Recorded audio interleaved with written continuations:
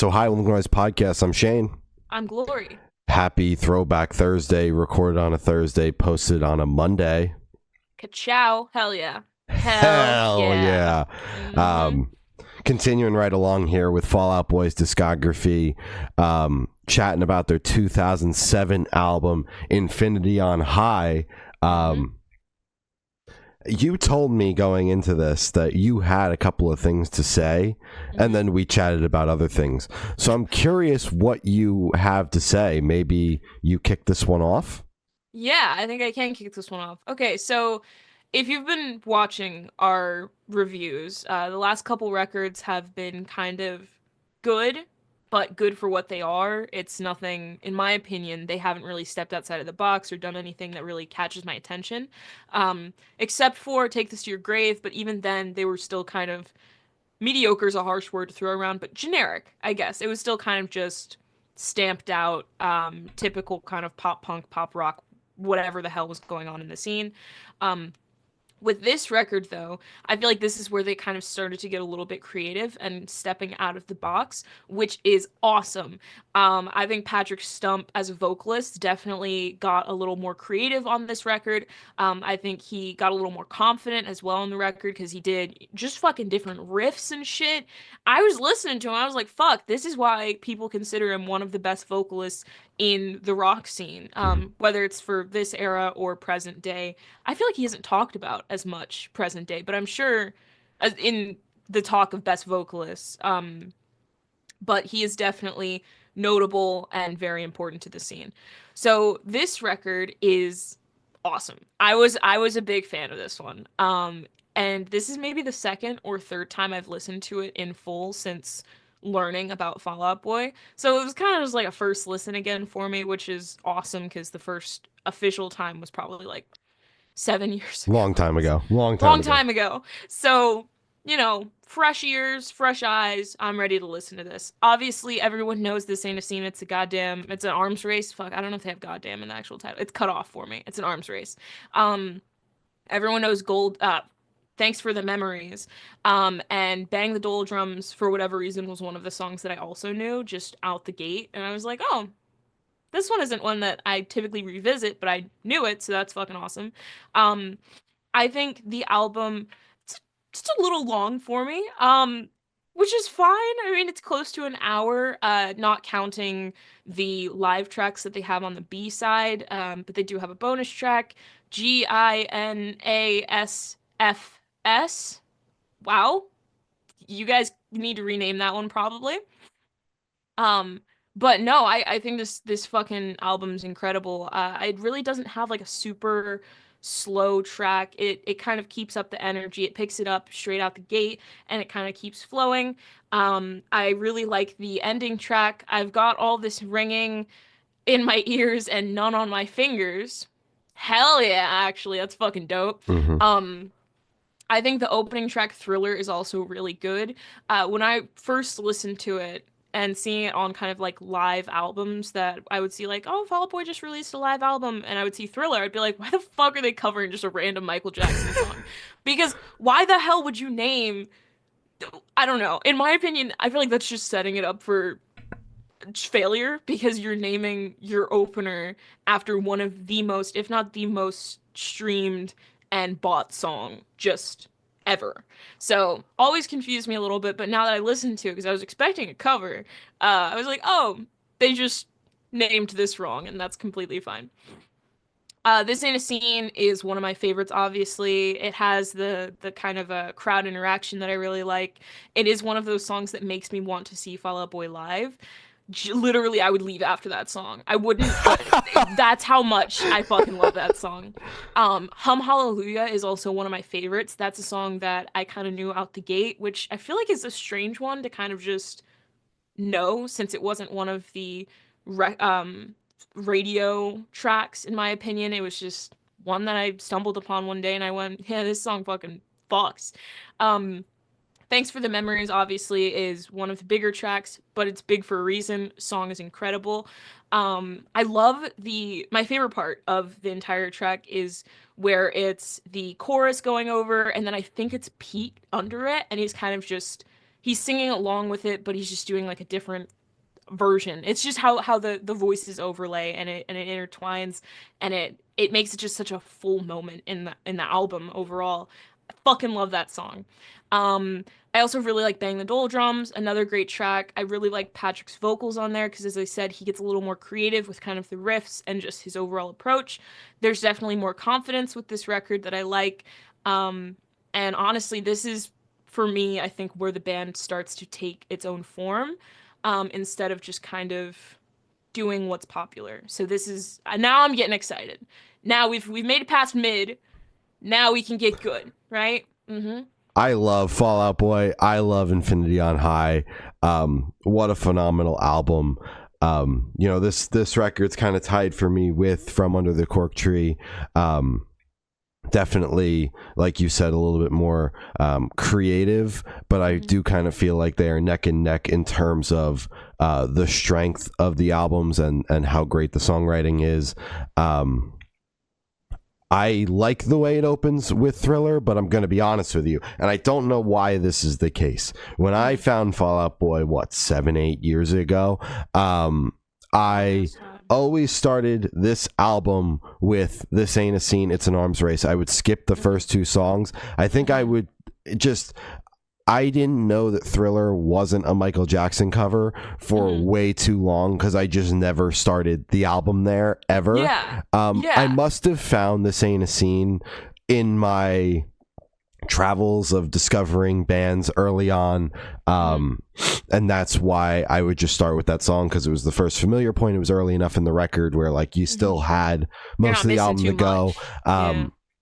But as I have matured and grown older, I have listened to the album the way it's intended to. And I think that Thriller is a great song, although I wholeheartedly agree with you that definitely interesting to call it Thriller. Like, who do you think you are? Basically, yeah, who do you think you are?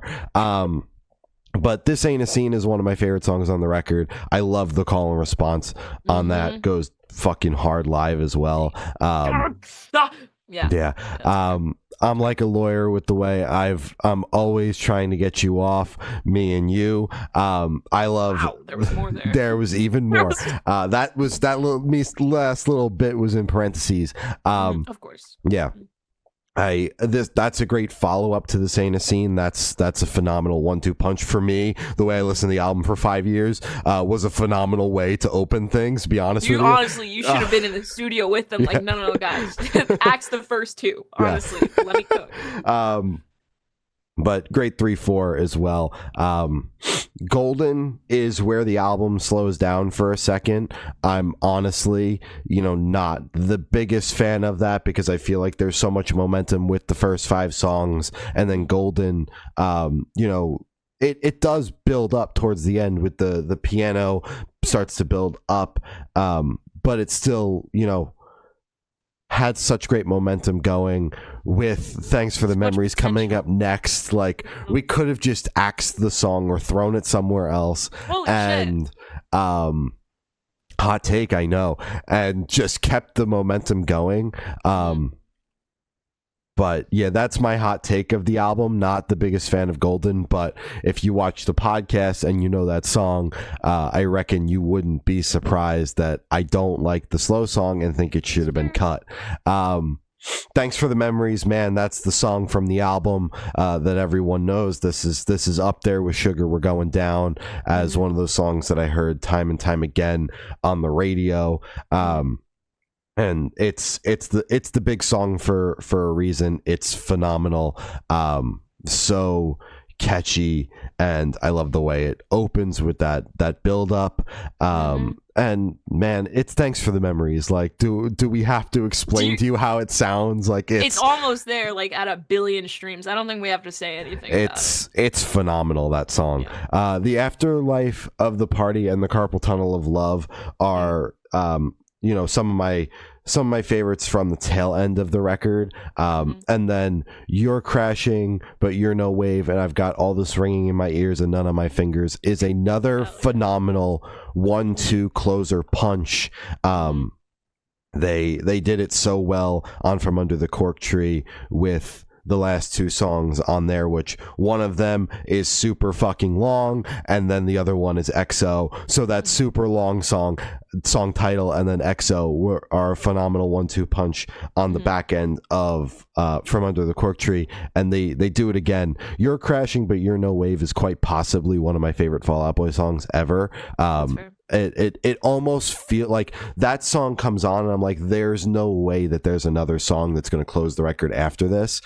But then they're able to follow that up with a song, but then there's another one closes the record even better, which is just crazy. And then I love the little voice thing at the very end of the song that tells you that the record's over and to basically start it again. It's like one of those things that you would hear on like early I Don't Know How But They Found Me, that kind of like nostalgic, like fuck, it's just something you don't hear often anymore, that I think is directly targeted at our generation and the late end of the generation before us, X, I think, where it just makes you go like, fuck, that's you don't hear that, and it's good. It's so dope. And then, we're not talking about the bonus tracks, but they do the same thing with It's Hard to Say I Do When I Don't. They throw that same little bit on the end of that song. Sure, there was too, yeah. So as if, if you listen to the record through, although it's a little weird because it does it on the last main song on the record, then does it again on the last bonus track, but that is a nice touch. And those songs are both great, but we're focusing on the main line, Infinity on High, main 14 songs. Original, and for a while, those last 5, those bonus tracks weren't on Spotify. So like, I guess I haven't listened to the record in a minute because they weren't there the last time I listened to this album in full. Guys, when did you get here? Yeah. So I was listening through the record. I'm like, I guess we're going to have to talk about them if they're not broken up. But they are. They were so kind to put a disc 2 on the desktop version. But yeah, overall, I think that this record's phenomenal. All the songs that I didn't mention, I still enjoy. I think that this is overall an incredibly solid listen, and there's only one skip for me personally, and that's Golden, and that depends on the day. But other than that, it's just all bangers straight through.